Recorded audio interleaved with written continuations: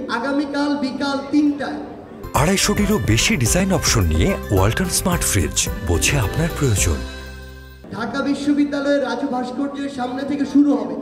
আমি রুটটি বলছি, আমাদের শহীদ মার্চের রুট হবে রাজু ভাস্কর্য থেকে শুরু করে নীলক্ষেত হয়ে নিউ মার্কেট, কলাবাগান, এরপরে ধানমন্ডি পার হয়ে মানিক মিয়া এভিনিউ হয়ে, অর্থাৎ সংসদ ভবনের সামনে দিয়ে ফার্মগেট, কাওরান বাজার, শাহবাগ, আবার রাজু ভাস্কর্য হয়ে আমাদের জাতীয় শহীদ মিনারে গিয়ে শেষ হবে। এবং সেখানে আমরা প্রত্যাশা করি আমাদের শহীদ পরিবারের একজন মা, একজন বাবা, একজন ভাই, একজন বোন তাদের জায়গা থেকে তাদের চাওয়াগুলো বলবেন, তাদের অনুভূতিগুলো বলবেন এবং পরবর্তী বাংলাদেশের তরুণ প্রজন্মের কাছে, ছাত্র জনতার কাছে তারা কি চান সেটি তারা তাদের জায়গা থেকে উপস্থাপন করবেন। কেমন একটি বাংলাদেশ তাদের প্রত্যাশা, আমরা কিভাবে তাদের পাশে তাদের সন্তান হয়ে, ভাই বোন হয়ে থাকতে পারি আগামীর প্রত্যেকটি দিন, সেই জিনিসগুলো তারা তাদের জায়গা থেকে উপস্থাপন করবেন।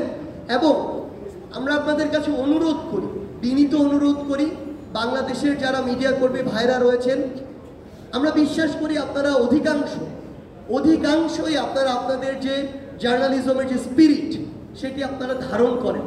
আপনাদেরকে বাধ্য করা হয়েছিল, চেপে ধরা হয়েছিল, আপনাদের পাবলিশ করা নিউজটি মুছতে বাধ্য করা হয়েছিল।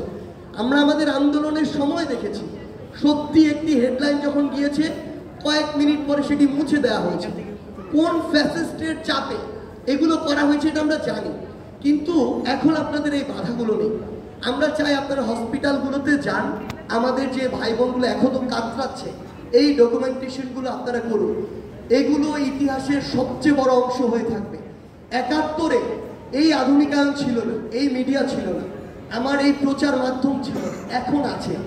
এখন যদি আজকে থেকে ১০০ বছর পরে আমরা সত্যি তথ্যগুলো পুরো বাংলাদেশের পরবর্তী প্রজন্মের সামনে না তুলে ধরতে পারি, এই ব্যর্থতার দায়ভার, এই লজ্জার দায়ভার, এই সীমাবদ্ধতার দায়ভার আমাদের প্রত্যেককে নিতে হবে, যার ভার অনেক শক্ত, যার ওজন অনেক বেশি।